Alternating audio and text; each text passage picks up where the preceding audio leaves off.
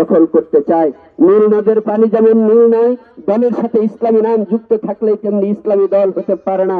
কোরআন হাদিসের এই কথার কোনো অর্থ নেই যে নামের সাথে ইসলাম যুক্ত থাকলেই সে ইসলামী হয়ে যায়, এই কথার কোনো অর্থ নাই।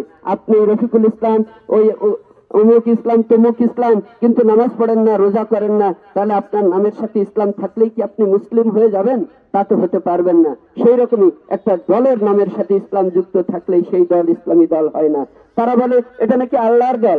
আল্লাহ তো কোনো রাজনৈতিক দল করেননি, আল্লাহর কোনো রাজনৈতিক সংগঠন নেই। আল্লাহ সকল মানুষকে সৃষ্টি করেছেন, পথ নির্দেশ করেছেন, বিবেক বিবেচনা বোধ দিয়েছেন, ভালো মন্দ জ্ঞান গরিমা বিচার করার ক্ষমতা দিয়েছেন। সেগুলো করে আমাদেরকে সিদ্ধান্ত নিতে হবে, আমি ভালো করব কি খারাপ করব, এর মধ্য দিয়ে বেহেশত দোজখ নির্ধারিত হবে।